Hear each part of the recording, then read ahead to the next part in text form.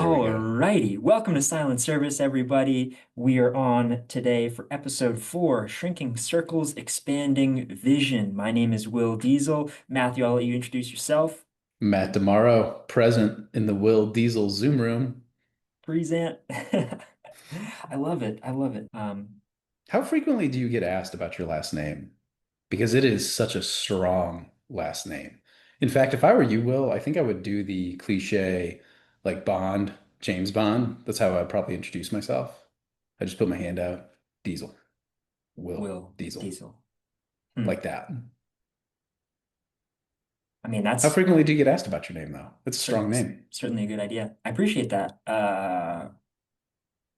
Very often. In fact, over the course of my life, I would say I would say 20% of the people I've interacted with at Rollins past that, and even before that, don't even know my name's Will. Everyone just Because calls you Diesel. even my sister's, her nickname's Diesel. Like we both just go by Diesel. So it's funny if we're in a group of friends and somebody says Diesel, we'll both look. Diesel squared. Yeah. Diesel. Got Tomorrow's the pretty, Diesel twins. We got the tomorrow's, Diesel twins. Has yeah. anyone ever said that? The Diesel twins? Oh, yeah. Oh, what are you doing tonight? Oh, hanging out with the Diesel twins. Oh, can That's I cool. come? No. That's funny. Sounds like a good time to me. Yeah, yeah. Well, tomorrow's cool. I've always thought last names with the small I, the large M are cool. Like Yeah, small letters, big M, I haven't big really letters. thought much of it other than like it's always hard, for someone to pronounce. They're always like DeMario. And like I don't know where the I comes from. So if that happens. Sometimes it's like DeMarco. I get that a lot. So DeMarco. I never really liked my last name growing up. Um, Probably because my brother was 2 years older than me, and he was a bit of a bully in school. So what's crazy is, so he was 2 years above me, and he bullied the grade beneath him. Well, who was beneath that grade? Yours truly. So because I Jeez. shared the same last name with my brother, the people he bullied ended up just bullying me in return because of my last name. So I think when I was young, like I didn't really like my last name for that particular reason, or like, a teacher had some level of prejudice, as to like who I would be because of my brother's behavior or whatever that looked like. But I will tell you, the only time when I was like, wow, my last name fits so well was the day before my wedding. And Colleen, so all of her friends, created the hashtag of Demaro Tomorrow. And I was like, all right, that works pretty well. So Oh, that was the theme. that's That was the amazing. theme the day before the wedding. And then that actually fit very, very well. Tomorrow. Yeah, it worked. If I ever get the chance to meet her, I'm gonna say tomorrow, and just see her go like, how do you know She'll that? probably smile and it'll probably bring back a good memory from, geez, I guess 9 years ago. Yeah, Yeah. 9 years ago. Yeah, just like Jack Canfield, I'll bring that up too. And for the That's it. listener from episode 3, if you hadn't had a chance, Jack Canfield, Chicken Soup for the Soul, Success Principles, fantastic. I'm getting into it myself, thanks to Matt's recommendation. He Let's mentioned, go. Proud of you, he, buddy. thank you, Matt. He mentioned he listened to that. You did, Matt, about the better part of 1,000 times throughout your career, and you know. I'd love to do exactly what you did, which, you know, is quite cool. Well, 999 to go. Yeah, we'll get there. Oh, hey, wait, do you want to check in and let's do some maps before we get going? Most definitely. Last time I started, so why don't you go ahead and start today, Matt? Okay, okay. Mentally, I'm feeling very sharp. That's the word for mental clarity, I guess. Sweet. Emotionally, I'm feeling alive. That's just the word that comes to mind. Alive. Amen. Um, Physically rested. Feel good, rested. Spiritually, I feel awake. Yeah, I love doing good that. today. How are you doing? Jesus calling today. Did you read it? Of course. There isn't a single day where I don't know. It was beautiful. It was. It was. Beautiful. Highly recommend. Concept of love over fear. It's something I truly believe in. Yeah, me too. Me too. Well, I'm glad everything's going well. I'm glad you're feeling sharp, rested, et cetera, et cetera. My How about you? MEPS Mentally, how you mentally, doing? I'm feeling spacious. It's like Okay. I, In the little room that you're in right now, yeah, I'm glad that you feel so spacious. come on now. No, But hey, this is mental, right? Not physical space that we're talking about. yes, yes. No, outside of the context of this small-ish room that I'm in and grateful for, uh, I feel as though I can handle a lot mentally, which is cool. Maybe it's because my brain is continuing to develop, right? Um, I don't know, but mostly I'm feeling proud. I feel proud that I get to have this time set aside to chat with you, that the listener decided to join us today. Just proud for this silent service brand that we have this platform to be able to speak upon. Physically, I'm feeling a little bit sore, not gonna lie. I just Okay. picked up some boxes for a coworker and something happened with my lat, and I was like, I'm not that old. What's going on here? But it's beside the fact. I'm feeling spiritually in tune, not only because I get to read Jesus Calling every morning, but just because I think that your thoughts are the currency to the life that you ultimately want. And if I can allow Jesus and the Lord and my faith to consume the majority of my thoughts, I think I'll be able to continue to lead a nice and high quality life. So I agree with that. those are my Mets and Matt. And for the listener today, we have excuse me, three parts. The first of which is relationships, awareness, and human connection. And to start us off, Matt, I've been thinking about my relationships, and over the past 24 years, I've noticed that each year, as I've gotten older, my circle of friends and of peers has gotten smaller. And I believe that's because, people aren't as easily accessible as they were at school or sports teams. And I'm realizing that you have to put forth a decent amount of effort if you want to maintain relationships. And I'm wondering if that's just me or if you think that's a common occurrence. As you grow older, your circle shrinks. As I've grown older, my circle has certainly shrunk. There's no question about that. But also, at the same time where I may not be as communicative with some of my, college buddies. If we were to get together for a weekend or for a night out, it would be as if we were never apart. So despite, going tremendous lengths of time, in between conversations or text or whatever it may be, again, when we come together, it's like that bond and like that brotherhood, like it's just there. So I think, the right relationships don't necessarily need nurtured. However, these were relationships that were, developed quite some time ago, and a lot of time, was invested into those relationships. But today, when I think about like new relationships, most of the new relationships are more working related relationships, business relationships, if you will.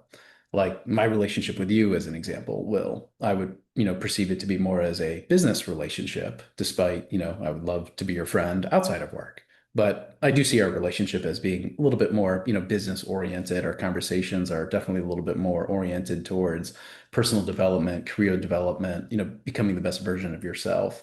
But to answer your question, well, I guess if I think about this, maybe a different question would have been like, have you had to cut certain people out of your life, as you've changed or as you've grown or as you've developed? And the answer to that question is definitely yes.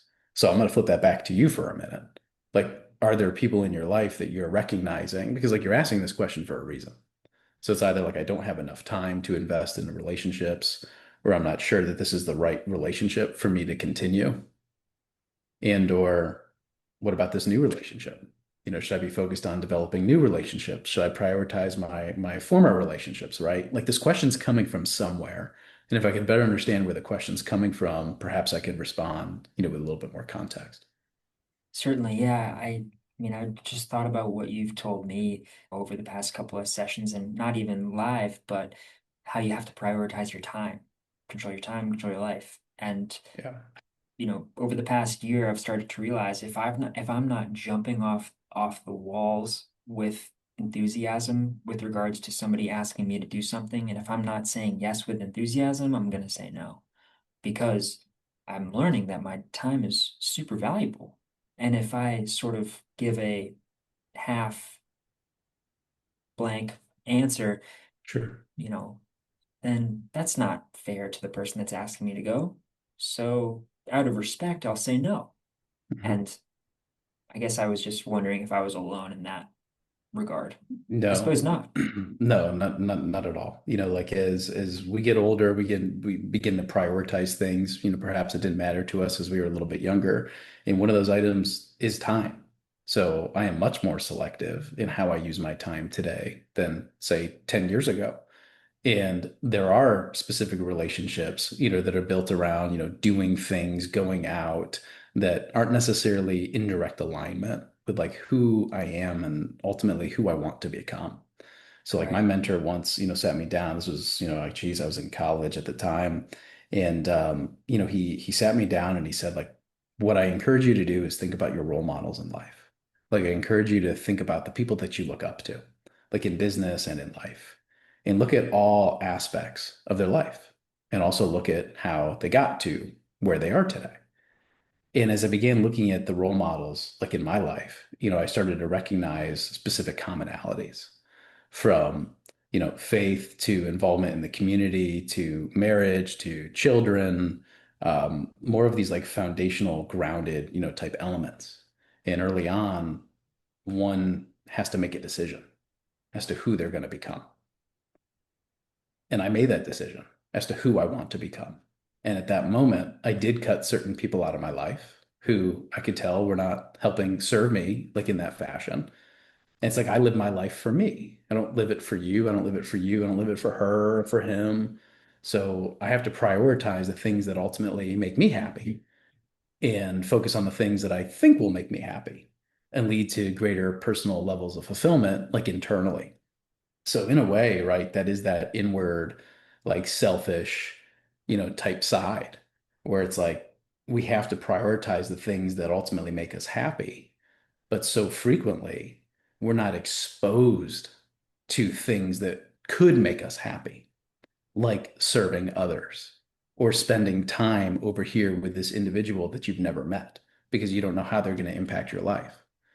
So in certain circumstances, like of course it makes sense to take risks, especially with relationships.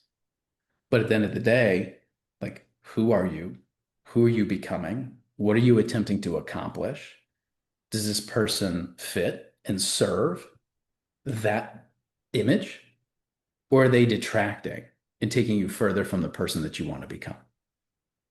And that's how I Totally. begin to, run through like the analysis in my mind and as to whether or not, I want to participate in an event, after work or the weekends or away from my family, this and that. Does that Right. help? Or does that make sense? Makes makes total sense. And for the listener who might be thinking that any of that is aggressive, I would argue that if you don't figure that out for yourself, then ultimately your time is going to be decided for you, right? So would that make sense to you, Matt? If I don't figure out how to um guarantee I'm spending my time the way I want to, somebody else is going to figure that out for me. Yeah, you'll just be robbed of your time. I mean, that's what like social media was designed to do, to Yeah. steal as much time from you as possible.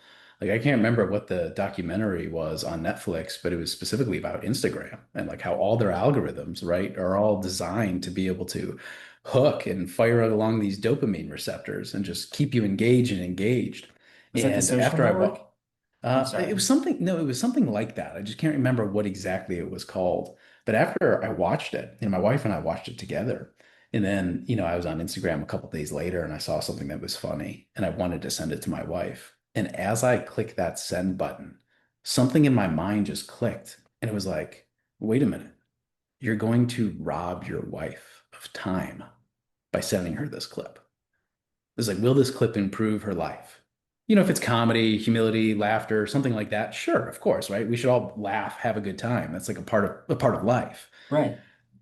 But it just made me pause for a moment, and I didn't even recognize, wait a minute, by sending this, I'm stealing this time from her. It's like I better be cognizant and I better be aware. more and more, like as I send certain things to different people. But at this, I think about a different story, and this is it's not an analogy, but it's something that Jim told me, like early on in my career when it came to the importance of planning. But it's the same thing when you think about how one uses their time. And effectively, the long story short was those that do not plan will be planned for. Like this is just the biggest summary that I can ultimately provide. So if you are not planning how to use your time wisely and effectively, someone else is. And that someone else may be Facebook, it may be Instagram, it may be TikTok, it may be your employer, right? It may be someone in your family, it may be a cousin, a brother, a friend, but it's not you. So if you begin to think about like how would I spend my time, right? If I have an open day today, like what are the things that I want to focus on? Do I want to focus inward on myself, meditating, personal development? Maybe I want to work out. Maybe I want to engage in fitness. Maybe I want to be lazy today and just lay on the couch and watch a movie and check out because I've had, a lot of stress in my life recently, right? We're all different. We're all experiencing different seasons. So it's also not, necessarily something to be ashamed of, like to have a lazy day or to go out with friends and, be a derelict once in a while, right? Like it's a part of life. So at the same time, like you can't beat yourself up and be like so incredibly hard on yourself. Like one should live a little, but at the same time, they should live a little like while consciously thinking about, future, who you want to become, who you're becoming. And again, does this align with my vision? Right. If it does, great. If it doesn't, make a change. Yeah. And something too that I've thought about for the longest time, um, this actually came from somebody that I watched growing up. His name's Casey Neistat, and he said in a video one time, you don't always have to be there for your friends, but you have to be there when it matters. And I've written that down so many times, and when I've thought about going out to do something that so many people or a few people would like me to go to, and I don't want to go, I've thought about that. Does this really matter? If the Sure, answer is no, I sure. don't have to go. Right. So, Yeah, I think it's a great way to frame it, especially in a circumstance like that. Does this individual really need me? mhm, Like, if this person needs me, I'll be there. yeah, But if they don't need you and they just want you to come have fun, but you have you have a specific goal or a priority or something that you're working on that's meaningful to you, but like you should say no. And you should right, protect, your own time and your own happiness and your own fulfillment. right, right. Choose how you spend your time so somebody else doesn't choose for you. I love it. Mhm. Um, now, Matt, I have actually been meaning to share this quick story with you for some time. This was back at Rollins, and I'll never forget this. Literally, not one day in my life will I forget this. I'm by Mills Lawn, so for the listener, this is the center of the campus. We're walking past Mills Lawn. I'm with my buddy who's on the basketball team, um, and I point out this one girl rather nonchalantly. I don't point at her, but she's walking with a bit of a limp, and it looks as though there's something wrong, something that maybe she was born with. And so I looked to my buddy and I said, "Man, when I see somebody like that, I instantly feel so bad, and I'm instantly so grateful for my able body." And I said, "Do you feel the same way?" And he laughed. He said, "No, like I don't even think about it that way. Whatever," which is totally respectable. I mean, people think different ways, but that moment made me think of so many other times I've seen people in a wheelchair with cerebral Mhm. palsy or something like that. And I'm wondering, Matt, do you feel that way when you see somebody who might be less fortunate in terms of their physical capacity? I do. Yeah, all the time. I have the exact same two reactions that you do. Well, it's first compassion, first and foremost. My mind goes to like, like, oh my gosh, it's just so unfortunate. Like I just, I feel so bad, that they have to live with that, right? Right, It's right, like it's like I won the lottery compared to that individual. Or I think that could have been me, right? I just think about like how different my life is. And then yes, it does move over to immediate gratitude and actually stop. And I thank God for, making me like the way that I am. I'm just so grateful and thankful, right? That I don't have to deal with the same type of, challenges that this other individual is experiencing. And then following gratitude, I don't feel bad anymore. And I think it's all because of the life experience that I had where I had heard a speech. And this individual did not have legs. So he was born without legs. And the defining moment of the speech is he basically was talking about his disability and his physical deformities. And he said, these can either define me, defeat me, or distinguish me. It's my choice. And I just stopped for a moment. I was just like, wow, could define him, could defeat him, or could distinguish him. I was just like, how amazing is it? It's the attitude that one takes, based upon the hand that they're dealt. Some of us are dealt, some of us are dealt crap hands. Some are born into wealth and, walk into massive inheritances and an easy life. Right. One's not good, one's not bad. They just are, right? Like it just is. But one needs to make the best use of the gifts that they were given. We were all given gifts. They were all different. And in many circumstances, that individual has a gift for this world. Hopefully that they've, identified and they're able to, express that gift. But if not, like the time will come, where it's like that didn't happen to them, it happened for them. And there was a specific reason. Don't know To- what it is. Don't know what it is. But there was a reason. totally. Because despite this girl in the example, like she has a lot to offer the world. I mean, just the fact that she's here on this planet at this time, the probability of that is infinitesimal, is it not? I Right. mean, the gratitude just to be born at this time and not to be at war or something like that, to have all of Right. the amenities that we need to enjoy. Right, Um, right. It comes from an old long talk, so I have no idea where it is. I think it may have actually been at one of the Berkshire Hathaway annual meetings. But Warren Buffett's using an analogy where he's using, like one of those bingo ball, rollers, right? mm, You have all the balls in there to roll, like one of those lottery spinners. And he's like, if you were to put your ball back in with 100 other white balls, so there's just 100 white balls inside of this, basket that's just turning and turning. Would you put your ball back in to draft another one? Like that was the question, right? Like, would you take your position in life, give it back, and then pull another out? And I'm going to absolutely butcher this. But Will, if you could find this clip somehow, somewhere, maybe use ChatGPT to find where this talk was. It's incredible. And again, I'm going to butcher the statistics, but effectively, like 55 out of those 100 balls, right, are going to be female. So if I was a male, right, I'm putting my ball back in. Statistically, I would be a female if I draw another ball. It then goes further, and it's like 95 of these white balls will actually be in, an area outside of the United States. So now you only have like a 5% chance of being here in the United States. And like me as a male, have now like a 2 or a 3% chance of being like a male in the United States. Right. It's just like interesting to think about like from a statistical perspective. yeah, And Warren Buffett totally. just does such a phenomenal job to establish being grateful, like for who we are and what we have. And it was just amazing to watch, this be done at a grand scale, in front of, I think it was tens of thousands of people. So if you can't find it, I will find it because Yeah, I thought it was just such an amazing clip. And now I want to revisit it.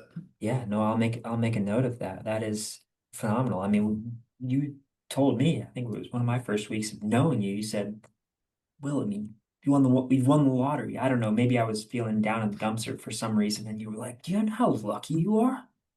I mean, to live in the state of Florida in the United States." And you said a few other Yeah. factoids, but I was like, "Gosh, Yeah. this It's is true. It's, this it's is true. incredible." Yeah, Yes, to all the listeners out there, Will and I live where most vacation. So it is a lot to be thankful and a lot to be grateful for. But that's not what it is about, right? It was about like, okay, like our physical, our senses, right? Like we just have like we don't have the physical deformities. right, We don't have disabilities, right. right? Like we don't have that. We have no excuse but to be happy. None. Zero. And I don't take Right? that for granted. No. And you got to choose every time you wake up. I'm going to be happy today, Yeah. regardless of what you got Right. going on. Right. So, But, like topic that I don't think that we intended to talk about, that I was just thinking about earlier this morning, and it had to do with goals because so many of us like set a goal to achieve something. And that something can be something that someone else was born with. So I think, I started thinking about that. I'm like, is that appropriate, to even set goals, that are items like that? It's just interesting, to think about, right? Like some people are born into wealth, like I had mentioned earlier, right? Like you walk into an inheritance. right. But like, if you think about like happiness, right? Is happiness not something that every single human being can achieve without anything? It is. 100%. So like, Yes. why wouldn't that be the goal? Like, why wouldn't the goal be something that everyone, could effectively accomplish? Like, why wouldn't that just be the goal? That's a wonderful point. I suppose it's because we spend so much time on social media wondering what other people have that we don't. Well, I guess it's also like defining happiness, right? Because happiness for me is probably something very different than happiness for you. And if you ask someone why they want something long enough, right? Like why'd you get that car? Well, it's because I wanted it. Like, why'd you want it? Right? We go deep and deep and deep and deep enough. They'll just be like, well, because I thought it would make me happy. Like, that's why I wanted it. So I thought it would make me happy. I feel like, though, a lot of what makes you happy would ultimately make me happy too. Do you think that the diversity of what makes others happy and others not is that I vast? do. I Really? do. Yeah, I do. And I didn't understand that and realize that until I began managing other people. Oh, So like like all my life, I just wanted financial security and I wanted to achieve, quote, financial success. And I thought that's what everyone else wanted. And as a manager, when you align incentives that are solely around monetary, accomplishments and or, like bonuses, I started to realize, wait a minute, like that's not how everyone's driven. Not everyone's driven towards like materialistic items. Not everyone's driven towards, creating generational wealth for their family, right? That's not necessarily what everyone is into. right. Other people value, security. They value time with their family. Other people value working remote, and being like a digital nomad and having the ability to travel and go wherever it is that they want, Right. right? Some people prioritize working at night for whatever reason, and there's no work during the day. And that's what enables like happiness for this individual. Like that's okay. Yeah. So, like, no, I think there are some like underlying commonalities in terms of like what creates happiness, like serving others as an example. Like you can't tell me that doing a good deed for someone isn't going to give that person that sense of happiness internally. I don't Right. care who it is. Like they'll experience that feeling. So I don't know that it's necessarily, I don't know, it's just so complicated, right? I don't think like each of us can achieve happiness in the same way. I think That's it's unique to each of us. that's absolutely fascinating, and it makes me rethink of what I said in a previous episode. I said happiness is rather counterintuitive because everybody's trying to figure out what's going to make them happy, when in reality, to me, which is probably what I should have said, it's what you can do for other people via silent service, if you will. So Yeah. But well, let me ask you a question. So just straight up, are you happy? Are you a happy person? I am a happy person. I am too. So if I give you $1 billion, Will, it's not going to change who you are. Like you are who you are. You don't think money changes people? Well, I think money absolutely changes people, but I don't think the word change is appropriate. I think it amplifies people. Hmm. Right. So no, money does not change people, it amplifies people. So to an outsider, it may look like change, but internally there was no change.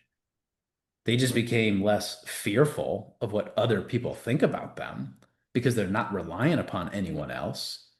for financial resources to live their life. That's fascinating. And it makes a But lot of that's just, sense. but that's really, really what happens. It's just like an amplification. I'm sure you've heard over and over again, like, a sad person who thinks that they're going to be happy when they have money, like that's not reality. They will just be a sad person with a lot of money. Like that's just reality, and that's ultimately what ends up happening. Yeah, It amplifies like who you are as a person. You should be able to achieve a state of happiness with nothing. You should be able to. right, That's how God designed us. right. That's so interesting. I was literally talking about this with our coworker Ryan earlier. I forget exactly what we were talking about, but I said I've known people, I know people who say in the past didn't have a whole lot of money to their name, happy as can be. Other friends, relatives, all the money in the world, not happy. Right. So, And like you think about, like big business CEOs after their journey say it wasn't like the pot of gold at the end of the journey that made it all worth it. Like it was the journey of itself that made right. it worth it that I would want to redo. And that's why so many people lose their identity and lose who they are after they sell, like whatever company that they were, focused on or, driven towards building Mhm. because their identity was in that specifically. Right, right. Okay. Interesting. Well, I'm fascinated by this, and we'll have to continue our talk on that. But in terms of um, a follow-up question to you that I have regarding personal growth and this idea of learning, I heard an author or a spokesperson say recently, learning is not about memorizing; it's about changing your behavior. And so it reminds me of Dale Carnegie's How to Win Friends and Influence People. And in the preface to the book, he writes, once you finish a chapter, please reread it because if you don't, you're unlikely to ever apply any of this information. Yep. So just reading it doesn't do you any good. It's like wasting Sure. your time. Sure. Sure. So if I may, how exactly do you go about applying and not just sitting Yeah. there memorizing? Well, so whoever that author was that you were reading, like that is absolutely true. Like that's how you know whether you've learned something is through behavioral change, right? If you call your dog over with a treat in your hand, you're like treat, treat, and the dog comes over and you hit it. And then the next day you do it again, treat, treat, dog comes over, you hit it. I bet you on the third day the dog's probably not going to come over to you. It will learn. And that's behavioral change is when you know someone's learned something.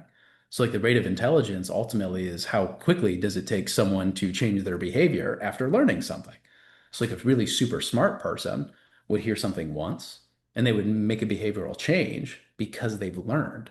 Someone who's a little bit more dense may take, two, three, four, five times, to be able to understand. And that's where you hear like people learning from experience and then, people learning from educational sources like books, seminars, college, YouTube videos, and other aspects.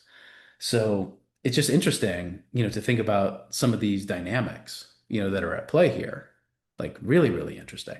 Right. But for me, like what I'm looking for when I read is I'm looking for areas of practical application, like of knowledge. Like where can I apply what it is that I'm learning? And depending upon what it is, because I'm not big into like nonfiction, I'm sorry, into fiction books. Like I only read like business or personal development. So still to this day, I've never read like a full fiction book.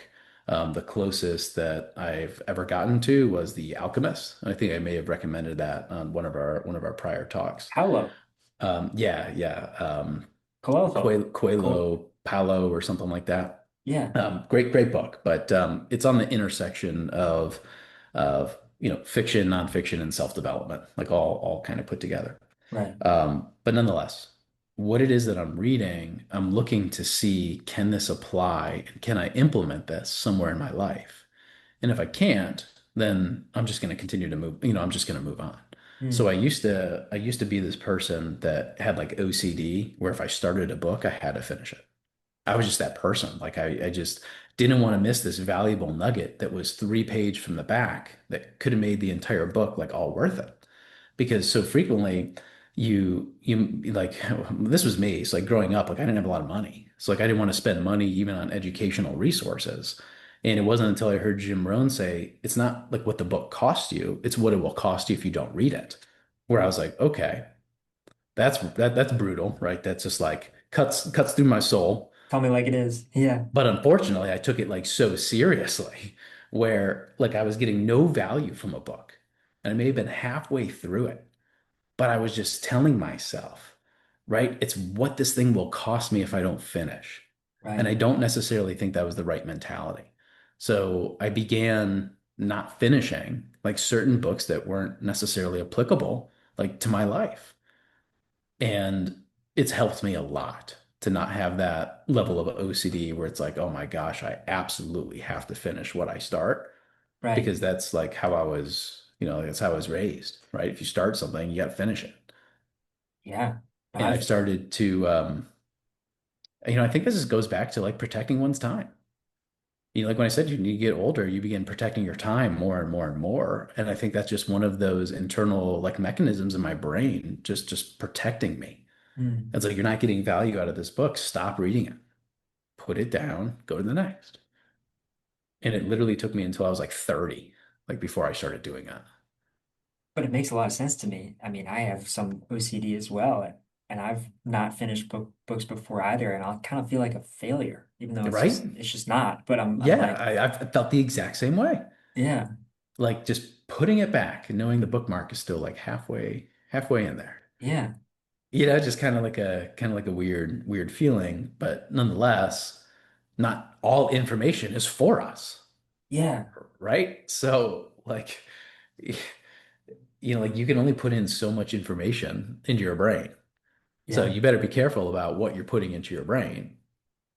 And if it's not perceived as valuable, right? Like why would you put it in your brain? totally. And on It's that like, top, are you just putting on a random podcast that you have no interest in listening to, just putting it into your ears and just walking around? hopefully not. No. Hopefully not. Yeah, But that's like the equivalent of reading a book that you're not getting value from just to finish it because you have a little level of OCD. And that's right, who I was. So right. Got it. So in the future, when Christmas comes around, don't get you a fiction book. Sounds like a plan. no fiction. Yeah. Get you something else. Yeah. Understood. Yeah. But Nonfiction. when it comes to, I think James Patterson is a good fiction author. I'm not sure, but when it comes to value, one personality trait of some of my closest friends is that they are incredibly reserved. I mean, they take one mouth, 2 years, use them proportionally to a whole nother level, and it's just fascinated me. Business school, I had a friend, just an unbelievable friend of mine from Brazil, quiet as can be. Another friend up in Canada, quiet as can be. And when they speak, people around them listen because it happens so infrequently. And I'm Mhm. wondering if there's any kind of correlation between saying less than the average Joe and the value that's offered that you've noticed throughout, your career.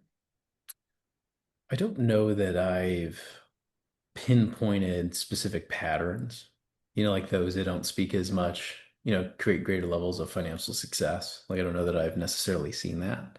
Not even However, I financial have success, but just value in value any. contribution. Yeah, yeah, Sure. yeah. Yeah, I get that. It makes me think of John Rockefeller. So like most don't know this unless they go deep into his background and biographies, but John would actually sit in his, I'm sorry, not sit, he would lay down in his managerial meetings. So like in all of his management meetings, he actually had a couch in his office that he would lay down, he'd cross his arm and he'd close his eyes. Everyone thought he was sleeping. But what he was doing, he was just listening so intently that he didn't want to be distracted by any visuals. So here was, the greatest business builder that has ever walked the face of this earth, who has amassed more wealth in history than anyone else. And here he was an individual who practiced I have two ears and one mouth for a reason. Right. So like causation correlation, who knows? But like that's one particular example. But on the other side, just showing some high contrast, some dichotomy here, I am probably on the opposite side. where I probably talk a little bit too much. And, I share a philosophy that like the level of enthusiasm in the energy and love that I can bring to a stranger in a conversation helps them know who I am, like very quickly. And ultimately, we're able to develop a level of trust. And then that level of trust, begins to pay dividends over time as the relationship is built.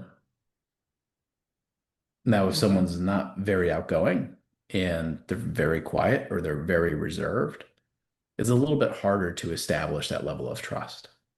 Mm. So I think it's catch 22. Again, I don't, I don't necessarily want to label something as good or bad. I just rather label it as it just is. So like your friend, I don't think it's good or bad. It just is. Right. And now it's up to him to determine whether that's going to be used as good or bad. Yeah. It just depends on how he ultimately, uses it. Right. It's just based on personality. But whenever I act with another person, I always try to be, as I mentioned in the previous episode, I try to be more interested than interesting. Do you think I should try to take a back seat and build some trust by letting people know that, I'm trustworthy by speaking a little more than I usually do? I don't know. I think there needs to be additional context. Mm. Is this someone you're meeting in church? Is this a business acquaintance? Is this someone you're trying to sell? Like a potential customer, right? Like there's all these different dynamics. So the Mm. context would be required. Yeah. If we're talking about just say, someone off the street and we're just looking to develop, friendships, of course, I'd rather be interested than interesting. Okay. Now, if you're selling someone and you're communicating to a prospect, as an example, I'd probably take the opposite approach. Yeah. Right. Let them know you mean business, Right. if you So like will. so it just depends. I don't think there's any like black and white rules in terms of like navigating relationships. Okay. I think the context in of itself matters greatly. Hmm. Interesting. Okay. So by category, if you will. But Yeah, but that's but but but I don't want you to hear me say that like you should be a different person to different people. Because like that's not what I'm attempting to communicate at all. And I okay. can understand how it could perhaps be perceived that way. So, like it goes back around to our conversation on givers, matchers, and takers. And I think it helps when you ask yourself, in this relationship that I have with this person, who am I? Because why would you be a giver with this person, but a taker with this one? Why would you be a matcher here and not a giver there? So that is the easiest way for me to evaluate relationships today. Okay. And when we were talking about this the last time, it was like I want to eliminate, the takers from my life. Hmm. I ultimately want to be with as many givers as possible. I'm okay with matchers. I just want to eliminate the takers from my life. How do you know whether you have a taker in your life? Time will tell. Time will tell, but also it's the interactions, Right. These kind right? of people, they don't usually say, "How about you?" or "How I'm doing well. Correct. How are you?" How are you? Right. What can I help you with? What are Or you currently share struggling maybe. through? Like I'm eating Right. something. Would you like to try? Yeah, not Yeah. Is, necessarily is a there, bite, but right. But yeah, is there anything that you're struggling with that I could help you with? yeah. Right. So like you start to pick up on these interactions. Mm. And even if we move it over to business and in sales, if you evidence and demonstrate that you care about me and that you're not just in it for you, the person who cares more will win. So if Yeah. you care more about my business and this specific challenge that I'm dealing with, you will win my business And your time as well. and my time. Because geez, this guy cares more about me than I care about me. I ought to Yeah, and it's listen. by evidencing that you'll be a giver, Yeah. right? And Because I like in suppose, business, what are you doing? You're giving value, right. and you want to give more value than you're paid. So that's right. That's a giver. Yeah, Great businesses deliver much more value than what you pay for. right. And you And could that's probably why they grow and thrive. be a taker for some period of time, but eventually people are going to find out what you're really Yeah, after. yeah, yeah. I was a taker up until I was probably 25 or 26. So that's not to say that one can't achieve, financial success or business success being a taker. It's just you don't want to be a taker. Right. I think back, a lot, my past, and I wouldn't change anything because my past and the experiences I lived ultimately made me who I am today. But am I proud of that person who was a taker? No. But in many circumstances, you have to live through like who you don't want to be to know who you want to be. It's kind of like being exposed to different things. Definitely. Like you think you may want to be, a composer, an artist. Right. Well, until you get into it and realize how hard it is to make a living, you may be like, okay, this isn't for me. Yeah. You're just like working a job you don't like. You learn an awful lot about yourself doing something you don't like every single day. For sure. For Mhm. sure. So sometimes you just need exposure.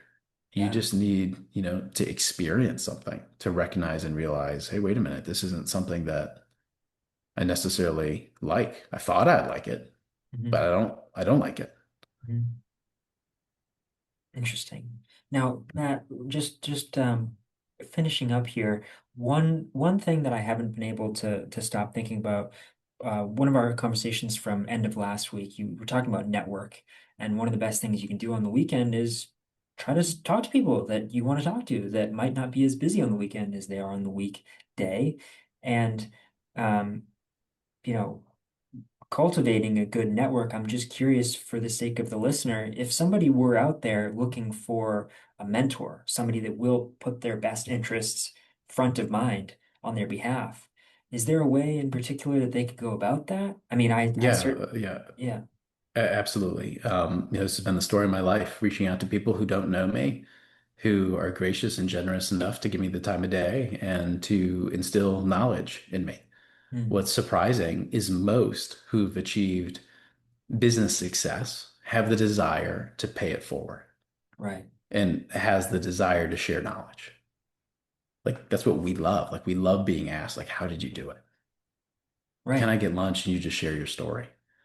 Like people love talking about themselves. And generally, this is more, older adults, that we're talking about, at least for my life, right, who've accomplished a lot. And there have been countless instances where I've written a handwritten letter, just cold, whether it's a full yellow page from a legal notebook, maybe 2 or 3 pages from, a legal pad, but always handwritten, without exception, always handwritten, because it shows the time, it shows like the thoughtfulness that I put behind this, that I'm serious, Right, that I'm not just mass sending this out to a bunch of people looking to see who's willing to give me the time of day, like a success zombie. That's not what I'm referring to. But right. I'm talking about very targeted outreach, very specific targeted outreach.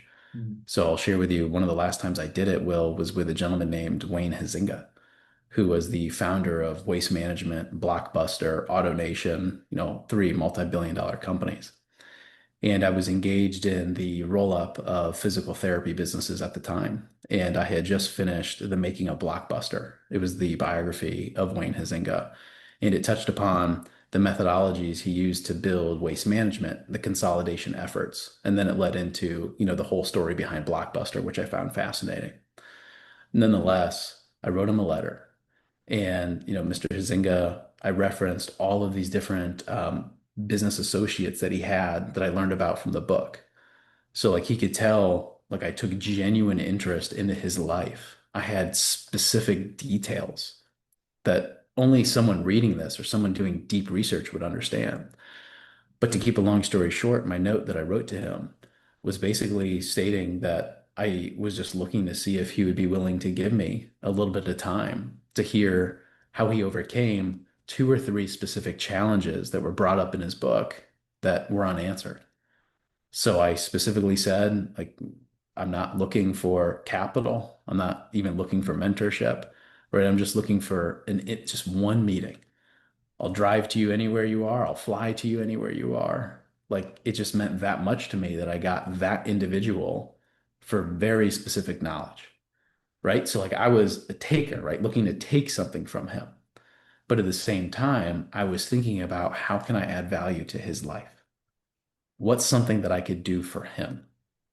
And here he had just invested into a business in Florida. I'm living in Florida, and I had some thoughts and ideas for his go-to-market strategy. So, like as a PS, I said, like, Mr. Zinga, I wrote a brief plan that I think would help you with this business. Like, happy to send it to you, like in advance, just as a thank you for your consideration of time. That's Wow. effectively what it was. But now Yeah, you may be wondering, like, okay, how did you get this multi-billionaire's address to send him a letter? that's Because that is exactly what like I one was of the most wondering. common challenges. Fortunately, he lived in Fort Lauderdale at the time, or Miami, one or the other, somewhere in South Florida. So Florida specifically has property appraiser databases. So like each county in the state of Florida has its own database. So like Sarasota County, Manatee County, and so forth.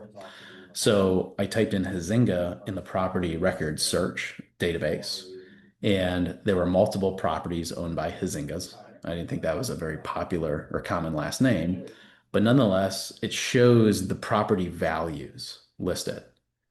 And one of them specifically was like 25 or $30 million property. I was like, well, obviously that one's got to be his, right? He's a multi-billionaire, so of course the most expensive one is his. Makes sense.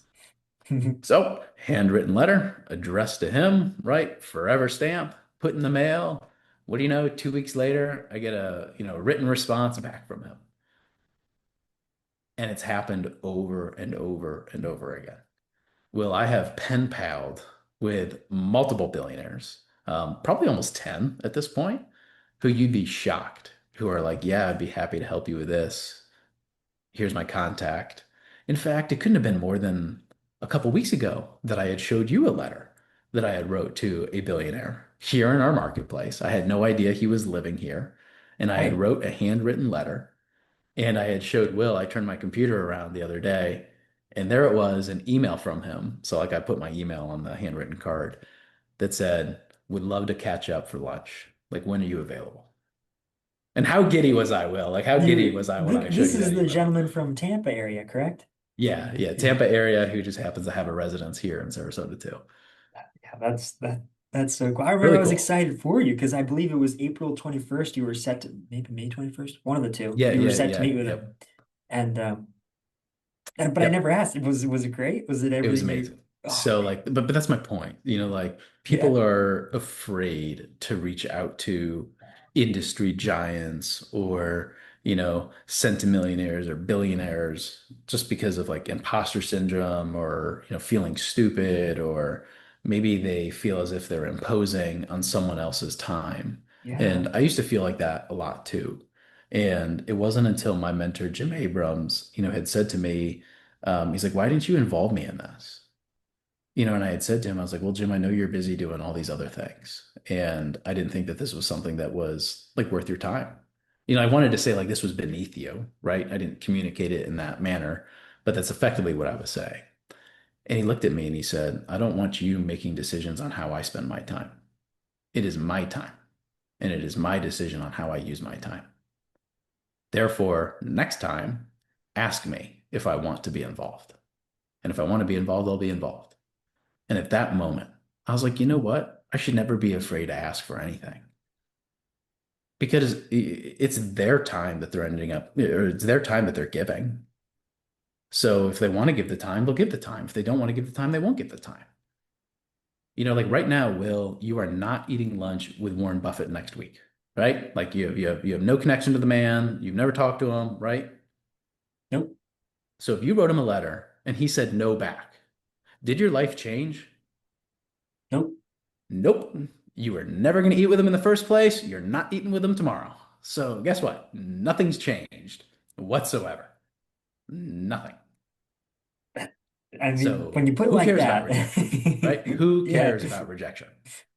But didn't you say too when you spoke with Jim that he mentioned the majority of society would be intrigued to know that most of these impressive people don't get reached out to that much?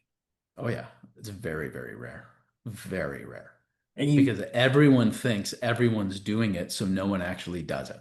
that's crazy. It's just I have like a some letters. just common fallacy. I have some letters I need to write. Maybe the listener, you can join me in doing that too. That's Let's so go. cool. Yeah. So we'll get our stationery out, and I'll let you, how about this? I'll let you know who I write to in the next episode. Does that sound I like a love plan? it. There we go. I like that. Okay. Maybe he's got the initials of JC, someone you had brought up earlier in our call. JC. JC. Success principles, baby. Jaspers was JC. Jack Canfield. Jeez.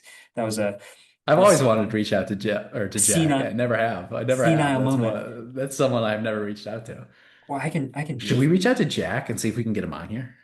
I think I like the Should that way be a you. challenge? Should that be a challenge? Yeah, and I'll send him a Campbell's soup thing. Just cause he'll remember me that way. Oh, this is great. I love it. Yeah. Let's Yeah. make it happen. Let's make it happen. We're gonna find Jack. We're gonna find where you live. We're gonna handwrite a personal letter to you, and we're gonna see if you can come on here and melt some faces with your value that you've imparted to me through the success principles. I'm excited for this. This is cool. Let's try Jack, it. Jack, if you're listening right now, thank you for being here. I so appreciate your principles, and I look forward to talking to you soon, regardless of whether you decide to write back. Yeah, Well, true. it's actually going True. to happen. Law of attraction. I That's look it. forward to hearing back. That's it. That's it exactly. Amazing. Well, for the What quote? listeners, What quote do you have for us today?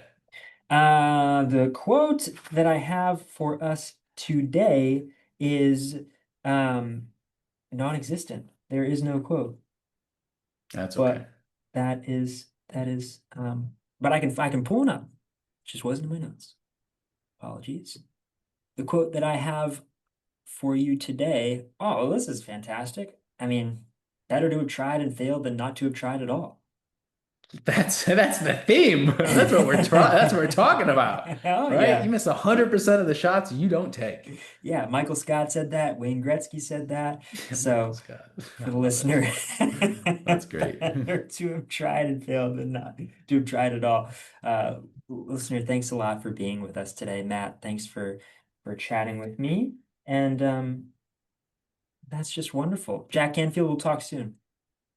Take care, man. See All ya. right, you too. Bye.